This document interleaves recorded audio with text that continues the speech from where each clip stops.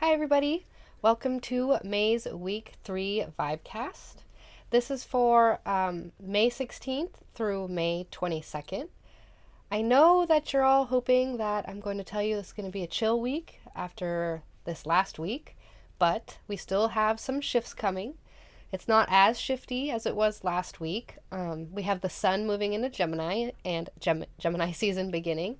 We have Mercury Cazimi, and we also have plenty of other transits to discuss.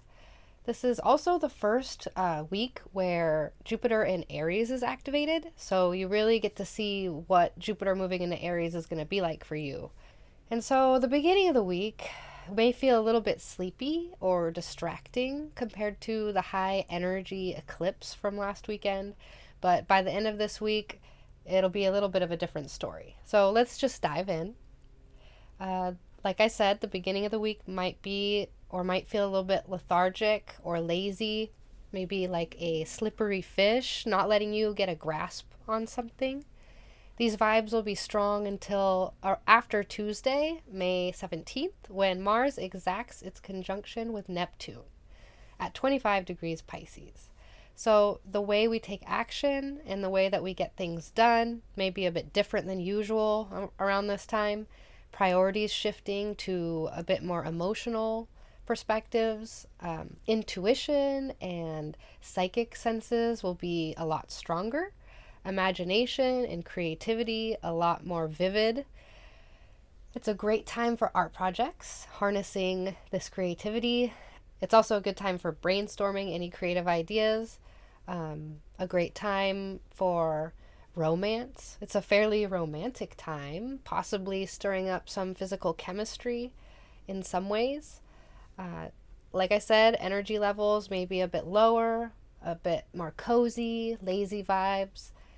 Great for rolling up and watching your favorite show, watching your favorite movies after a day of working on art or something creative, maybe creative brainstorming.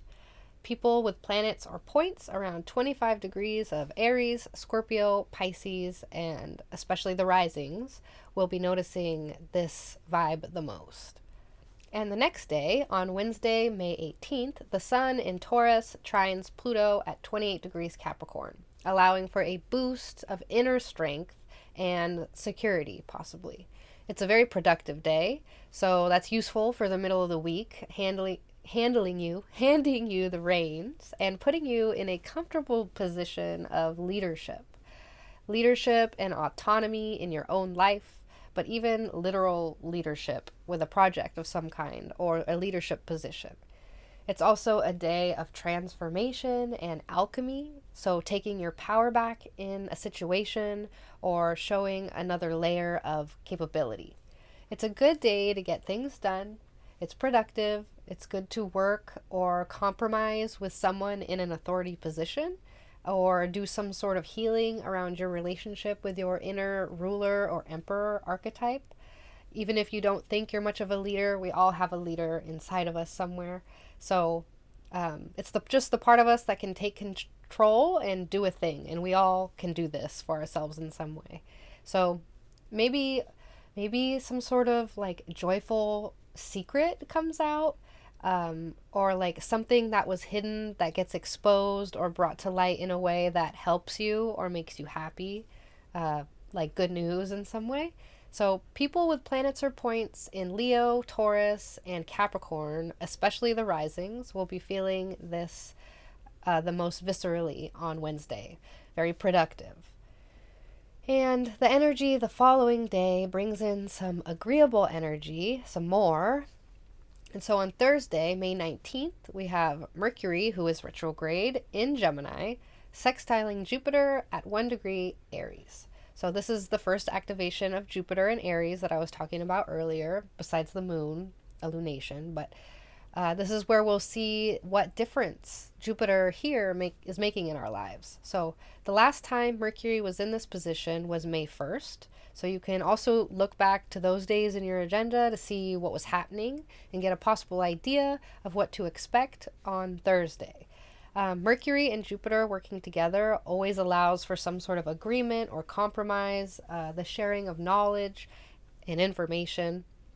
May 19th could be a day where you go over or review, redo Mercury retrogradify, something that happened around May 1st, but this time maybe having a little bit more luck. Yes, Mercury is moving backwards, so we are having to review and redo and reorganize something.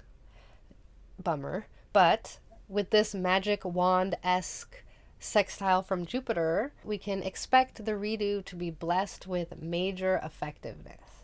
So what you're about to rework is going to be shot with like mega steroids and making it way better than before. So people with planets or points around 1 degree of Aries, Gemini, Virgo, Sag, and Pisces, especially the risings, will be able to take the most advantage of this effectiveness. And then finally, on Friday, May 20th, we have the sun moving into Gemini, and Gemini season begins. So things get a lot less heavy, much lighter, and probably a bit more social in whatever way that you are personally social.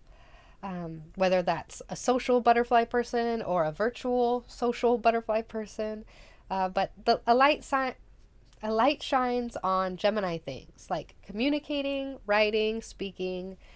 Travel may be more of a focus, or maybe your mode of transportation, whatever that is, might be highlighted in some way, like cars, bikes, skateboards. Chatting on forums or servers or social media platforms could be more appealing or more active. Twitter will be lit. All the air signs, and especially Gemini, are human or humane signs involving humans or people. So there's just general socialness that goes on with these signs. The whole sign house that Gemini rules in your chart will have a spotlight shown on it. So you can look to the meanings of that house in your chart to get kind of more personalized themes of what's going to be focused during this season.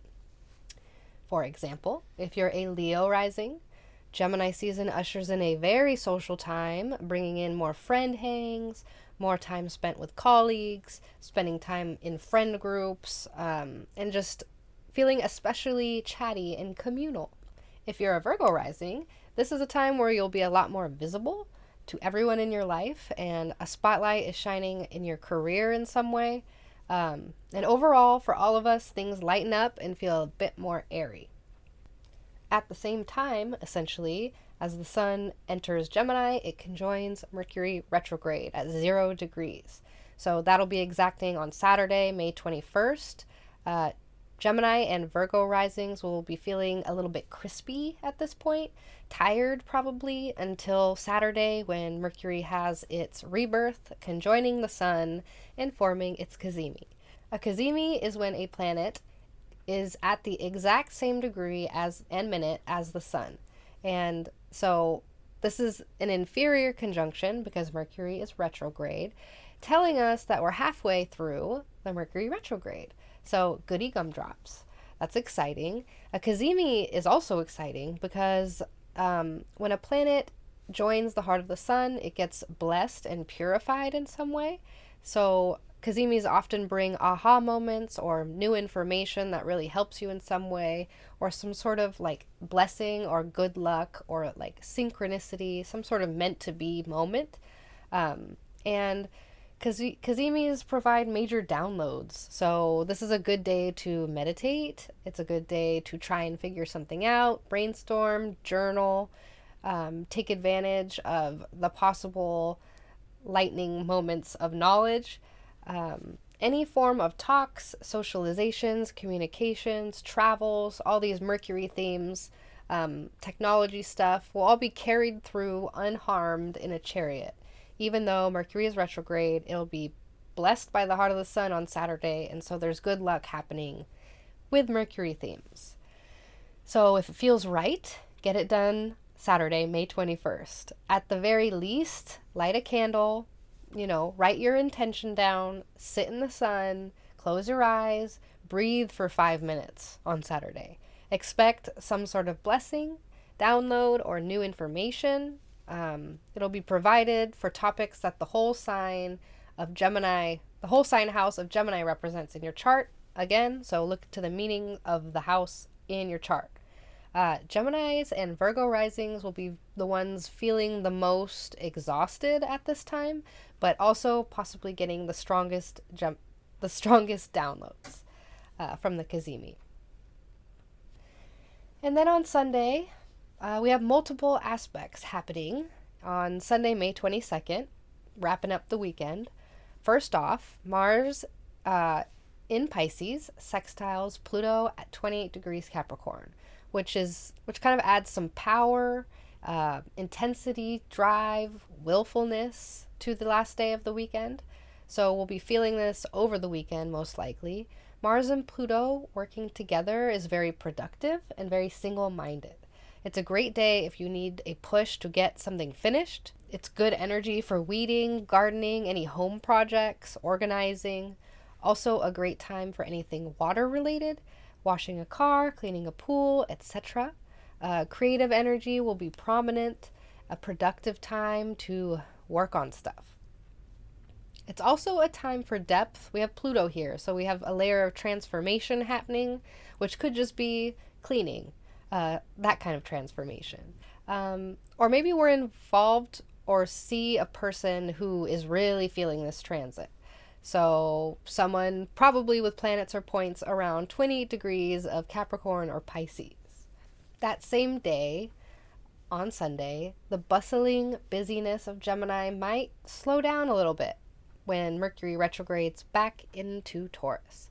The last time Mercury was in Taurus was the last week of April. So you can look back to the last week of April, review your agenda, and maybe see what kind of things you might be reviewing around this time as well.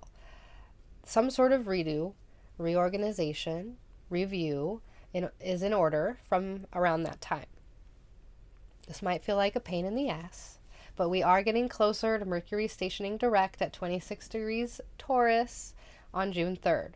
So Geminis and Virgo risings will notice a fairly visceral shift in their vitality, wanting to slow down and maybe take more pleasure in life. Taurus risings, on the other hand, might be feeling themselves to be quite busy with Mercury coming back into their sign, and probably dealing with a lot of stuff from the past, a couple of, not like the past, but like dealing with some things that you thought you had dealt with already, dealing with it again. Leo risings might be finding themselves having some sort of redo or review with their work or their career, kind of rethinking something there. And finally, the last five to discuss for this weekend is the Sun in Gemini sextiling Jupiter at 2 degrees Aries. This sprinkles in some positivity, vitality, and success energy. This is a really happy aspect, the Sun working with the greater benefic, amplifying, and expansive. Ask the person out. Ask for a raise. Promote your project. This is an aspect that pushes for things, but unlike the obsessive vibe from the Mars-Pluto trine, this one is uplifting, invigorating, and lucky. It's a good group aspect, spending time with others, doing things that you find exciting or adventurous, hiking, exploring, traveling, and hanging out in the backyard and having fun with your friends. So people with planets or points around 2 degrees of Gemini, Sag, Aries, and Libra can all take an extra advantage of this yummy energy. So we have a busy weekend with a lot of different aspects to harness, but that's what I have for the third week of May. The beginning of the week feels a little bit sleepy. The middle of the week gets very busy and productive, along with a social and driven weekend with some rest in between. So, big shifts for Gemini and Virgo, risings especially, but all the signs have a lot of opportunity for progress and growth, with some review, reorganization. Mercury's still retrograde, so that's sprinkled in there too. But are you doing anything astrologer good this week? Anything relevant happening? Keep me posted. I want to hear from you. So thank you again for being here, and I will see you next time. Bye.